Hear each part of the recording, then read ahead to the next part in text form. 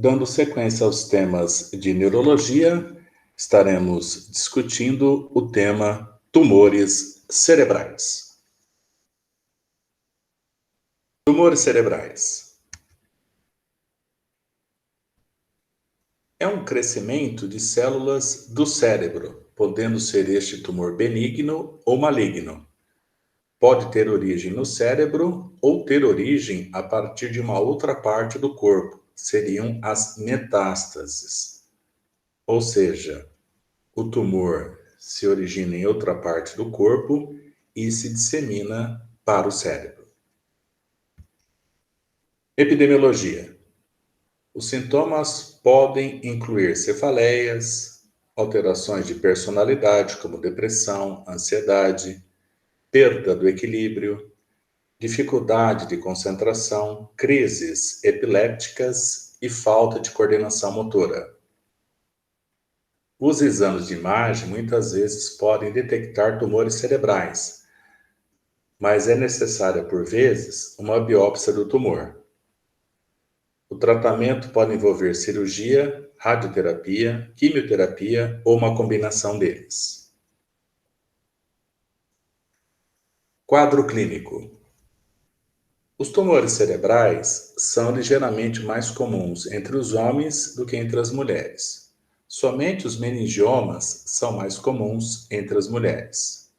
Os tumores cerebrais geralmente se desenvolvem durante o início ou no meio da vida adulta, mas podem ocorrer em qualquer idade. Os tumores cerebrais podem causar sérios problemas, pois o crânio é rígido e não proporciona espaço para o tumor se expandir. Além disso, se os tumores se desenvolverem em regiões próximas ao cérebro que controlam as funções vitais, podem causar alteração do padrão respiratório e pressão arterial, como, por exemplo, tumor no tronco cerebral, e ainda fraqueza muscular, alteração da marcha, perda do equilíbrio, perda parcial ou completa da visão e afasia de expressão e compreensão. Fisiopatogenia. Os tumores cerebrais podem causar problemas por estes mecanismos: invadindo diretamente e destruindo o tecido cerebral, exercendo pressão direta sobre o tecido próximo, aumentando a pressão no interior do crânio, pressão intracraniana, porque o tumor ocupa espaço e o crânio não consegue se expandir para acomodá-lo, bloqueando a circulação normal do líquido céfalo-raquidiano através dos espaços no interior do cérebro, hidrocefalia, e provocando sangramento. Os primeiros sintomas e a sua evolução dependem do tamanho do tumor, da velocidade de crescimento e da sua localização. Em algumas partes do cérebro, mesmo um tumor pequeno pode ter resultados catastróficos. Em outras partes, os tumores podem alcançar um tamanho relativamente grande antes de surgirem os sintomas. Classificação. Existem dois tipos principais de tumores cerebrais. Primária. Os tumores primários têm origem nas células localizadas dentro do cérebro ou próximas dele. Podem ser malignos ou benignos. E secundária. Estes tumores são metástases. São originários de outra parte do corpo e se espalharam para o cérebro. Tumores primários. Os tumores primários incluem os gliomas, meduloblastomas, meningiomas e neurilemomas. Gliomas. Os gliomas são tumores primários originados no parênquima cerebral. Os sintomas e o diagnóstico são semelhantes aos de outros tumores cerebrais. O tratamento envolve excisão cirúrgica, radioterapias e, para alguns tumores, quimioterapia. A excisão raramente cura. Classificação da Organização Mundial de Saúde sobre a malignidade dos tumores cerebrais. Grau 1. Esses tumores geralmente crescem lentamente e não se infiltram nos tecidos adjacentes. Eles podem muitas vezes ser curados com cirurgia. Grau 2. Esses tumores também tendem a crescer lentamente, mas podem se infiltrar nos tecidos cerebrais adjacentes. Eles são mais propensos a recidivar após a cirurgia do que os tumores de grau 1. Também são mais propensos a se tornarem tumores de crescimento rápido ao longo do tempo. Grau 3. Esses tumores parecem mais anormais quando vistos sob o microscópio. Eles podem crescer no tecido cerebral adjacente e são mais propensos a precisar de outros tratamentos além da cirurgia. E o grau 4 são os tumores de crescimento rápido e que precisam de um tratamento mais agressivo. Astrocitomas. Classificação dos astrocitomas. Astrocitomas não infiltrantes, grau 1, geralmente não costumam crescer nos tecidos adjacentes e podem ter um bom prognóstico. Incluem astrocitomas pilocíticos e astrocitomas subependimários de células gigantes. São mais comuns em crianças do que em adultos. Astrocitomas de baixo grau, grau 2, como astrocitomas difusos, tendem a ser de crescimento lento, mas podem crescer em áreas próximas e se tornar mais agressivos e de rápido crescimento ao longo do tempo. Astrocitomas anaplásicos, grau 3, crescem mais rapidamente. Os glioblastomas, grau 4, são os que mais crescem. Estes tumores constituem mais da metade dos gliomas e são os tumores cerebrais malignos mais comuns em adultos. Oligodendroglioma. Os oligodendrogliomas começam nas células da glia do cérebro, chamadas oligodendrócitos. Estes são tumores de grau 2, que tendem a crescer lentamente.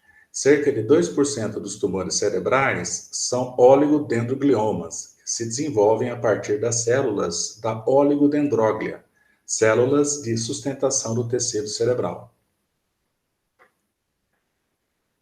Ocasionalmente, o oligodendroglioma se dissemina ao longo das vias do líquor céfalo-raquidiano, mas raramente para fora do cérebro ou da medula espinhal.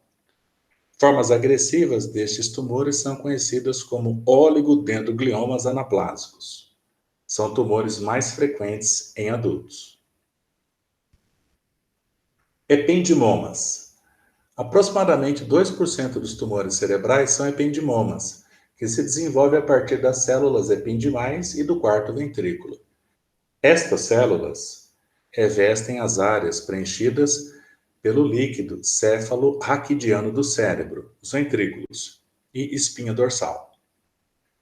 Ocasionalmente, os ependimomas podem apresentar metástase dentro do sistema nervoso central pelo contato com o líquor, mas não se disseminam além do cérebro ou da medula. Os ependimomas podem bloquear a saída do líquor dos ventrículos, fazendo com que os mesmos aumentem de tamanho e pressão, uma condição denominada hidrocefalia. Ao contrário dos astrocitomas e dos oligodendrogliomas, os ependimomas geralmente não infiltram no tecido normal do cérebro, de modo que alguns podem ser completamente removidos cirurgicamente. Aqui exemplos de peças de necropsia de astrocitoma e glioblastoma. Vejam, por exemplo, nesse caso, a presença na figura, na parte inferior da figura à direita, uma área pouco diferenciada, um glioblastoma. E na área mais periférica, a presença de um astrocitoma. Aqui um ependimoma, que é aquele tumor que se origina das células ependimárias, mostrando então nessa peça de necropsia a presença desse tumor, o ependimoma. E por fim, mais um glioma é o oligodendroglioma. Veja o crescimento do tumor no cérebro. Meningiomas. Meningiomas estão entre os tumores cerebrais mais comuns. Normalmente não são malignos, mas podem reaparecer depois de extraídos. Os meningiomas são mais comuns entre as mulheres. Costumam surgir em pessoas com idades compreendidas entre os 40 e 60 anos, mas podem começar a desenvolver-se na infância. Os meningiomas são muitas vezes classificados pelo grau, com base em como as células são vistas sob o microscópio. Grau 1. Tumores com células que se parecem mais com as células normais, representam cerca de 80% dos meningiomas. A maioria deles pode ser curado com cirurgia, mas alguns crescem muito perto de estruturas vitais no cérebro ou nos nervos cranianos e não podem ser curados apenas cirurgicamente. Grau 2. Esses meningiomas, atípicos ou invasivos, geralmente têm células que se parecem um pouco mais anormal. Cerca de 15 a 20% dos meningiomas são grau 2. Eles podem crescer diretamente ou nas proximidades do tecido cerebral e do osso. São propensos a recidivar após a cirurgia. Grau 3. São meningiomas anaplásicos com células que se parecem mais anormais. Representam apenas cerca de 1 a 3% dos meningiomas. Tendem a crescer rapidamente, próximos ao tecido cerebral e osso. São os mais propensos a recidivar após o tratamento. Alguns podem até se espalhar para outras partes do corpo. Aqui o exemplo de um meningioma.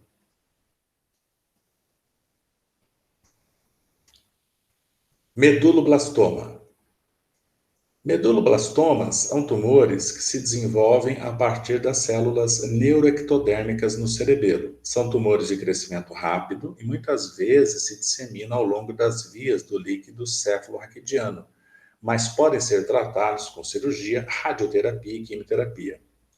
Meduloblastomas ocorrem com mais frequência em crianças do que em adultos. Eles são parte de uma classe de tumores denominados tumores neuroectodérmicos primitivos, que também podem se iniciar em outras partes do sistema nervoso central. Aqui uma peça de necropsia de um meduloblastoma.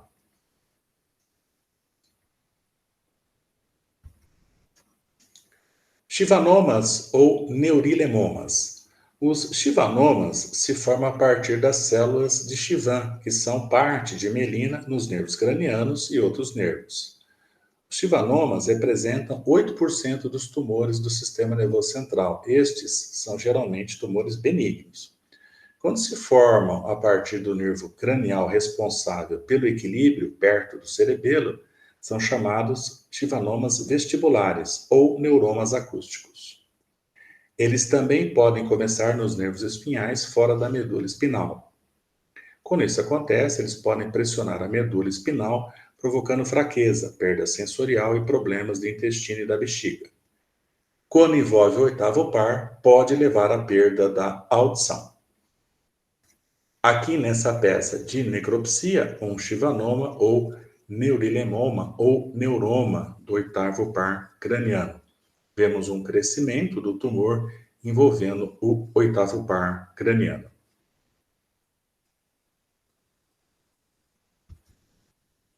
Aqui outra peça de necropsia também mostrando um neuroma do oitavo par craniano. Vemos nesse corte, em nível da ponte cerebral, a presença de uma massa tumoral crescendo à esquerda na figura. Tumores secundários. Metástases cerebrais são cerca de 10 vezes mais comuns do que os tumores primários. Mais de 80% das pessoas com metástases cerebrais têm mais de uma metástase. As metástases, a partir de outras partes do corpo, podem crescer em uma única parte do cérebro ou em várias partes diferentes. Tumores secundários que normalmente dão metástases ao cérebro: câncer de mama, câncer de pulmão, câncer de rim, melanoma, leucemia e linfoma. Aqui nessa ressonância magnética temos um tumor secundário no sistema nervoso central. O tumor, inicialmente, se localizava nas mamas e houve uma metástase para a fossa posterior do indivíduo. Vemos essa massa tumoral localizada em nível do cerebelo à esquerda, com envolvimento do cerebelo, tanto no corte T1, na figura esquerda, aparece também na programação T2 e também no FLAIR. Na figura à direita, em cortes coronais, T1 com contraste, observa-se a presença do tumor na fossa posterior, junto ao rochedo, medindo cerca de 5 centímetros no maior diâmetro. E parte desse tumor tem uma infiltração no hemisfério cerebelar direito. Então, nesse caso, o tumor originário se localizava nas mamas, mas houve uma metástase e essa metástase se alojou na fossa posterior do crânio. Quadro clínico. Cefaleia é o sintoma mais comum e muitas vezes o primeiro a ser observado. Alteração do humor, sonolência, confusão mental, depressão ou ansiedade. Um indivíduo que nunca teve dor de cabeça e apresenta inicialmente uma dor de cabeça, que nunca se queixou antes, nunca teve dor de cabeça, ou mudou a característica da dor de cabeça, é importante que se pesquise a presença de um tumor cerebral. Além disso, podemos ter paresia e ou paralisia de membros superiores e ou inferiores, alteração da sensibilidade quando há envolvimento do córtex sensitivo e ou tálamo, afasia de expressão e compreensão, aumento ou diminuição da frequência cardíaca e alteração da frequência respiratória se o tumor atingir o tronco cerebral. Reduzir o estado de alerta é uma característica que pode acontecer no quadro clínico. Prejudicar a acuidade auditiva, alteração do olfato ou alteração do campo visual, hemianopsia homônima, hemianopsia bitemporal, anopsia e alteração da motilidade ocular. Podemos ter ainda vertigem, perda do equilíbrio, incoordenação motora, hidrocefalia, se o tumor comprimir o trajeto em que o líquor sai dos ventrículos laterais até o terceiro e do quarto para a medula espinhal. E se houver um tumor cerebral em crianças, pode haver aumento do crânio. Herniação cerebral. Conceito. É o aumento da pressão intracraniana, causando protrusão, herniação do tecido cerebral por meio de uma das barreiras rígidas intracranianas, incisura tentorial, foice cerebral e forame magno. Classifica-se a herniação cerebral com base na estrutura por meio da qual o tecido é herniado. Herniação transtentorial uncal. O lobo temporal medial é comprimido por uma massa unilateral através ou sobre o tentório em forma de tenda que sustenta o lobo temporal. Herniação subfalcina. O giro do cíngulo é empurrado sob a foice cerebral por uma massa expansível alta em um hemisfério cerebral. Herniação central. Ambos os lobos herniam-se ao longo da incisura tentorial devido ao efeito bilateral de massa ou edema cerebral difuso. Herniação transtentorial ascendente. Esse tipo de herniação ocorre quando uma massa infratentorial, por exemplo, tumor na fossa posterior, hemorragia cerebelar, comprime o tronco encefálico, comprimindo e causando isquemia em pontos do tronco encefálico. E herniação das tonsilas, geralmente causada por massa expansiva infratentorial, por exemplo, hemorragia cerebelar, projetando as tonsilas cerebelares através do forame magno. Aqui, dois exemplos de herniações cerebrais. Na primeira figura, à esquerda, uma herniação tentorial, a massa encefálica sendo empurrada para o tentório. E na figura direita, também a massa encefálica sendo deslocada para o tentório e também para o outro hemisfério cerebral.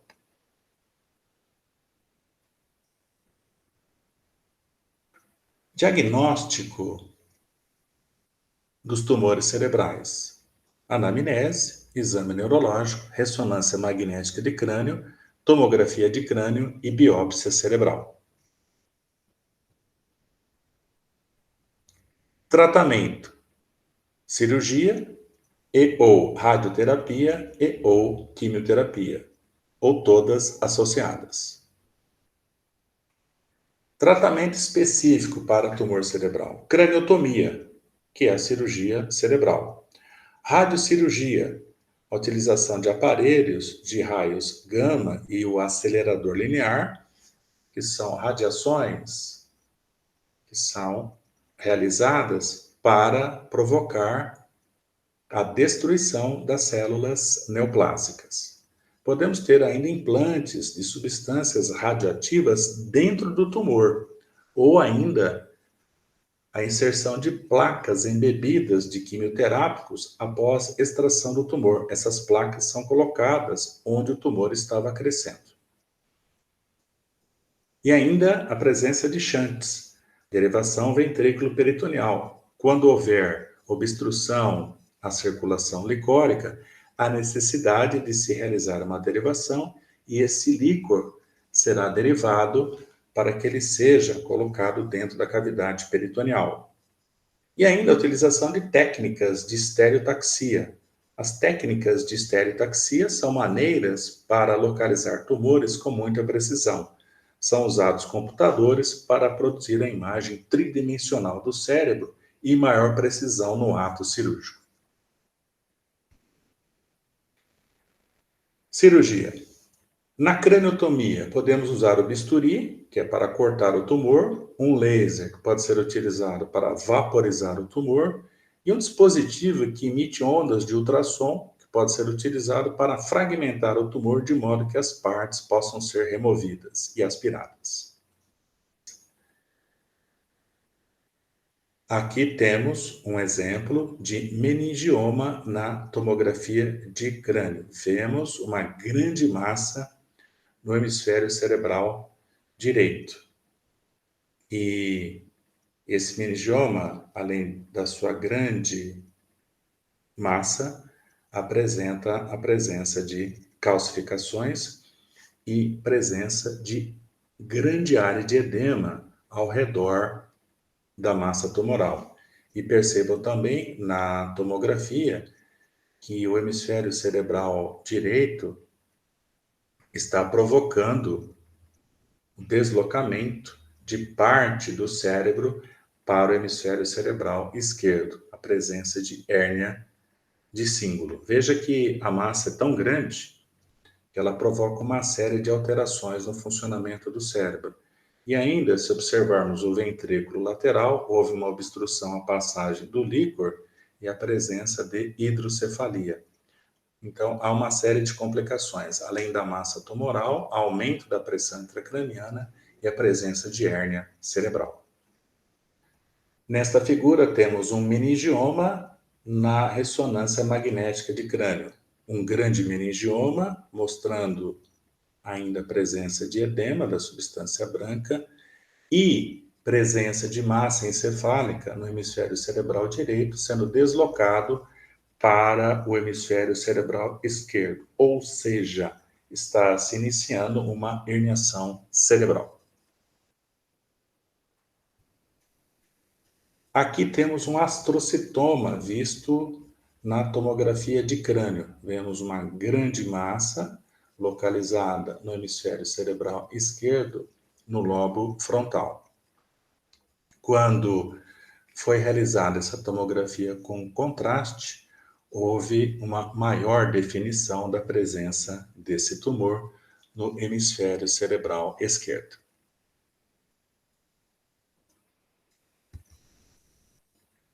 Aqui temos um astrocitoma visto na ressonância magnética de crânio. Vemos esse tumor na programação T1 sem contraste, na programação T1 com contraste, meio da figura, e na programação FLAIR. Veja que na programação FLAIR se define melhor a presença do tumor.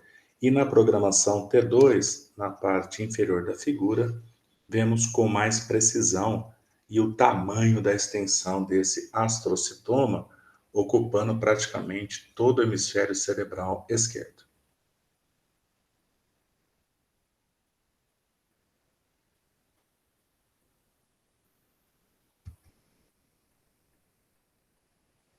O mesmo caso, mostrando a presença de T2, como já vimos anteriormente, e aqui, na parte mais inferior da figura, em cortes coronais, T1 com contraste, e no flare, a presença do tumor localizado no hemisfério cerebral esquerdo e mostrando a extensão desse tumor. Aqui temos um oligodendroglioma, sendo visto à esquerda numa tomografia de crânio, um tumor relativamente grande no hemisfério cerebral esquerdo, e na figura direita já em corte de ressonância magnética, mostrando realmente a grande extensão desse tumor cerebral. Aqui a radiocirurgia estereotáxica, que é aquela condição que falamos inicialmente, onde, além do tratamento, que é a cirurgia, o indivíduo pode receber irradiação localizada exatamente onde está o tumor. E isso define, a partir desta forma de estereotaxia, a localização precisa onde está crescendo o tumor. E a partir dessa localização precisa, a irradiação é feita nessa região onde está crescendo as células tumorais. Os tumores cerebrais podem ser primários ou secundários. Os primários se originam no cérebro. Os secundários se originam em outras partes do corpo e se disseminam para o sistema nervoso central. O tumor será analisado em qual região está crescendo no cérebro, lobo frontal, temporal, parietal, occipital, o tamanho do tumor e a velocidade de crescimento.